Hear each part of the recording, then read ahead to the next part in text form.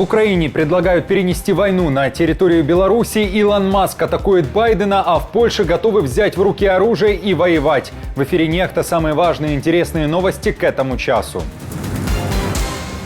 Масштабный пожар в Москве. Огонь в районе Московского высшего военного командного училища. Почему о ночном инциденте официальные лица молчат и что известно о тайне, покрытой мраком. Медведев накинулся на украинского депутата, который предложил перенести войну в Беларусь. Детали скандала на 3 страны. Белорусская армия служит свое оружие. Конец российского наступления. Когда армия РФ остановится и что выбрано вероятной последней точкой атаки перед началом зимы. Обсудим неутешительные прогнозы для двух сторон. Но Белый дом вряд ли предпримет сейчас какие-либо непопулярные действия. Друзья, всем привет! Буду рад вашему лайку, подписке и репосту. Вы прекрасно знаете, что для нас это очень важно. Оставляйте также, пожалуйста, свои комментарии и спасибо вам за обратную связь. Об актуальных и важных событиях прямо сейчас начинаем. Пожар в Москве из-за атаки дрона и попытка поразить Московское высшее военное командное училище. Такими сообщениями пестрели российские телеграм-каналы в воскресное утро. Сообщалось о возгорании и задымлении после хлопка, которые слышали жители одного из московских районов под названием Кузьминки. В сети даже появилось видео, как утверждается, снятое недалеко от места событий. Однако точно верифицировать эти кадры нам не удалось. В Москве тем временем абсолютно молчаливы и заявления об атаке БПЛА не делали. В российском Минобороны также не сообщалось о полете беспилотников на Москву. В ведомстве Белоусова отчитали, что сбили несколько дронов, но в российском приграничье. Украинские официальные лица также не сообщали, что ВСУ совершили атаку на российскую столицу. Что же на самом деле произошло в Кузьминках? Если у вас есть информация, напишите, пожалуйста, в комментариях под нашим видео или же нам в Телеграм. Боевые действия необходимо переместить еще и на территорию Беларуси. Такое заявление украинского депутата на форуме «Свободной России» стало причиной невероятной дискуссии и в РФ, и в Украине, и в Беларуси. Олег Дунда считает, что подобный сценарий стал бы ударом для Кремля. А теперь моя точка зрения. Абсолютно важно переводить войну не только на территорию Брянска, Курска и в Беларусь. Я глубоко уверен. Зайдя относительно небольшими подразделениями в Беларусь, белорусская армия служит свое оружие. Это даже не уверенность, это знание, я бы так сказал. А это большой удар под дых Москве, показать, что она не контролирует эту территорию. Она не готова защищать эти территории. Фактически это история а-ля Пригожин. Та же самая. Дело в том, что вся Российская империя всегда держалась на централизованной силовой власти. Если ее разрушить, вот эту сердцину убрать и показать, что она не способна контролировать свои территории, не готова их защищать. Так показали уже в Курске, не способны ничего не случилось. Смотрите, в чем история Курска. В какой-то момент, вот то, что мы прошли и сделали, они сделали вид о том, что они его не замечают. Нормальная стратегия с точки зрения врага. С нашей точки зрения мы не должны останавливаться, мы должны расширять эти операции. Любая остановка в этом направлении грозит гибелью. Если мы зашли в эту историю, мы должны идти дальше и развивать. И это путь к победе. Конечно же, одним из первых, кто отреагировал на это заявление, стал Медведев. Он в очередной раз, уже в традиционной для него манере, принялся размышлять о том, как РФ применит ядерное оружие. Ну тогда у Александра Григорьевича будет полное основание обратиться к России для использования размещенного в Беларуси тактического ядерного оружия. И ему трудно будет отказать в удовольствии посмотреть на огоньки в Киеве. Напомню, при этом в Украине у северной границы, наоборот, сейчас идет строительство фортификаций для того, чтобы предотвратить повторное вторжение российской армии с территории Беларуси, аналогичное тому, что было в феврале 2022 года. К тому же в Киеве призывали Минск отвести войска от белорусско-украинской границы и не создавать напряжение, даже информационное. Украина оказалась в тревожной для нее неопределенности, в то время как Зеленский под политическим перекрестным огнем во время своей поездки в США, где представлял план победы.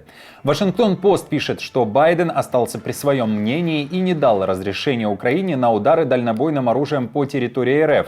В то же время республиканцы критиковали украинского президента. Авторы издания, которые пообщались с западными дипломатами, пишут о том, что у Киева будет еще один шанс представить свой план победы, но уже на встрече контактной группы в формате «Рамштайн», где вновь будет Байден. Страны НАТО сейчас рассматривают способы предоставления Украине более конкретных шагов для будущего членства в Альянсе, пишет издание. Проблема для украинских чиновников заключается в том, что приближающиеся президентские выборы в США и новая администрация, независимо от их исхода, ставят под сомнение будущую помощь Украине в области безопасности. Команда Зеленского пыталась убедить Байдена поддержать план «Победа», чтобы укрепить наследие Байдена до истечения срока его полномочий. Но Белый дом вряд ли предпримет сейчас какие-либо непопулярные действия, чтобы не поставить под угрозу предвыборную кампанию Камалы Харрис. Кроме того, Вашингтон-Пост пишет, что война России против Украины все больше напоминает тупик. А что вы думаете об этих формулировках и действиях Запада, а также положении, в котором оказались Украина и Россия? Напишите, пожалуйста, в комментариях. Российское наступление на Донбассе достигнет кульминации и выдохнется, если армия РФ захватит Покровск, город, который называют важным логистическим центром для ВСУ. По прогнозам The Times, этот город может пасть уже этой осенью. Авторы издания также отмечают, что продвижение россиян продолжается. Они сохраняют свой темп, несмотря на то, что в медленном и кровавом наступлении теряют более 1000 военных в день. The Times также уточняет, что зима важна для обеих сторон. Это необходимый период для восстановления сил. В холодный период года будут лишь локальные атаки, а вот уже в 2025 году украинская армия может начать новое контрнаступление. Украина будет в состоянии начать новое масштабное контрнаступление в следующем году благодаря новой технике, которую она получает, и формируемым бригадам. Она также, вероятно, получит разрешение на использование американских ракет большей дальности «Атакамс» и британских ракет «Storm Shadow» против военных целей на территории России. Напомню, согласно прогнозам украинских военных и заявлению главкома ВСУ Сырского, наступление россиян на Покровск было остановлено. Сейчас армия РФ активизировала свои силы в районе Угледара, Торецка и Селидова. Из Угледара украинские силы обороны уже вышли. Наша команда существует благодаря вам. Поддержите ее, чтобы мы могли продолжать нашу работу. Российская армия могла намеренно уничтожить свой сверхновый беспилотник-охотник, опасаясь того, что он попадет в руки ВСУ неповрежденным. Но теперь, судя по всему, у Украины есть как минимум обломки этого БПЛА.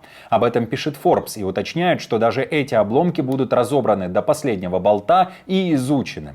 Издание уточняет, что это в любом случае позорная потеря для и без того уже потрепанных российских воздушных сил, которые потеряли более сотни боевых самолетов, включая как минимум один из самых новых истребителей Су-57.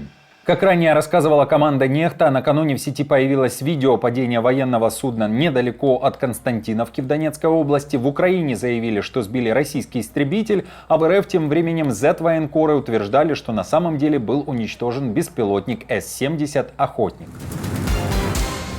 Дуэт Маска и Трампа стал одним из самых обсуждаемых за последние сутки в США, особенно на платформе X, это бывший Twitter.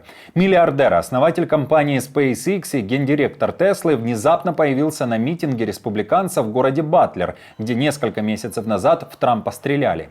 Маск решил раскритиковать Байдена и, конечно, похвалил Трампа.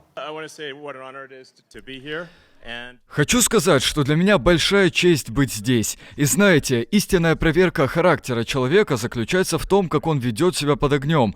У нас был один президент, который не мог подняться по лестнице, а другой размахивал кулаками после того, как его подстрелили. Сражайтесь, сражайтесь, сражайтесь. По лицу текла кровь. Теперь Америка – родина храбрых. И нет более верного испытания, чем мужество под огнем. Маск намекнул, что демократы хотят отобрать у американцев свободу слова, которую при этом должен сохранить Трамп. А вот республиканец, кроме стандартных заявлений о будущем США, пообещал американцам, что Соединенные Штаты достигнут Марса до конца его президентского срока, если он будет переизбран. В Польше заявили о готовности защищать страну с оружием в руках и победить в войне. Громкое заявление сделал начальник Генштаба Вооруженных сил Польши в военной академии университета сухопутных войск во Вроцлаве. Об этом пишет Рейтер. При этом, когда начнется война и при каких обстоятельствах, Веслав Кукула не уточнил. Однако акцентировал внимание на том, что необходимо усиливать армию, которая в любом случае пострадает из-за демографического кризиса. Все указывает на то, что мы то поколение, которое встанет с оружием в руках на защиту нашей страны. И ни я, ни кто-либо из вас не намерены проигрывать эту войну. Мы победим, мы вернемся и продолжим строить Польшу. Но что-то должно произойти. Мы должны создать вооруженные силы, подготовленные к такого рода действиям. Потенциал противника настолько велик, что мы должны создать гораздо более многочисленную армию.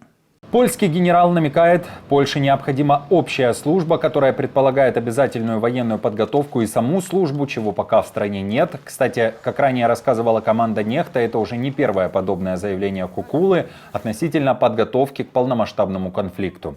Интересен ваш взгляд. Коснется ли война Польши и действительно ли поляки будут вынуждены воевать? Ваши ответы обязательно прочту в наших комментариях.